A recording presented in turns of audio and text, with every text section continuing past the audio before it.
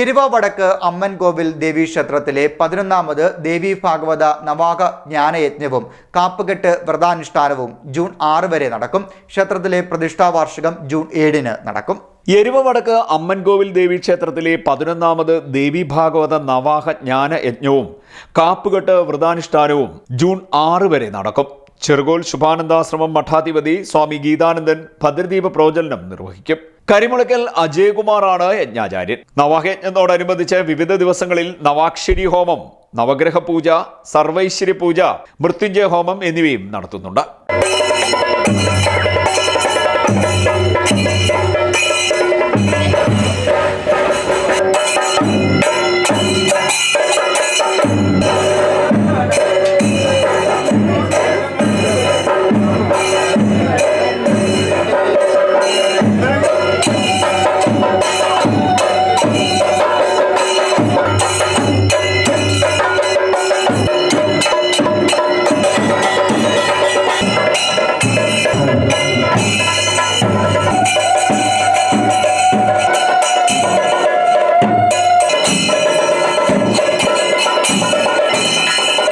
ക്ഷേത്രത്തിലെ പ്രതിഷ്ഠാ വാർഷികം 7-ാം തീയതി ശനിയാഴ്ച ക്ഷേത്രതന്ത്രി കണ്ണമ്പള്ളി മഠം നീലകണ്ഠൻ പോറ്റിയുടെ മുഖ്യ കാർമ്മികത്വത്തിൽ നടക്കും.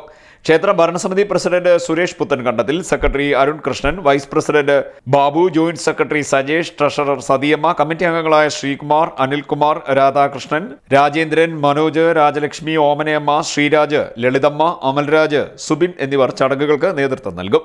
കലിയുഗത്തിലെ മോക്ഷത്തിന് ഉള്ള ആത്മമോക്ഷത്തിനുള്ള വഴി നാമജപമാണ്. ആ മഹത്തായ ധർമ്മമാണ് നാളെ ഈ ക്ഷേത്ര സന്നിധിയെ ഭക്തിയിലും പവിത്രതയിലും ആക്കി തീർക്കുവാൻ നമ്മുടെ ഓരോരുത്തരുടെയും ഹൃദയങ്ങൾ അതിൽ പങ്കെടുക്കുമ്പോൾ നമുക്കുണ്ടാകുന്ന ഒരു അനുഭൂതി വിശേഷം. പുരാണങ്ങളൊക്കെ അനുശാസിക്കുന്നത് എന്താണ്? നന്മ ചെയ്ത് മനുഷ്യൻ ജീവിക്കുക എന്നുള്ളതാണ്. എന്താണ് നന്മ എന്ന് ചോദിച്ചാൽ അത് ഈശ്വരനെ അറിഞ്ഞ്, ദൈവത്തെ അറിഞ്ഞ് ലോകത്തിൽ ജീവിക്കുന്നത് തന്നെയാണ് നന്മ.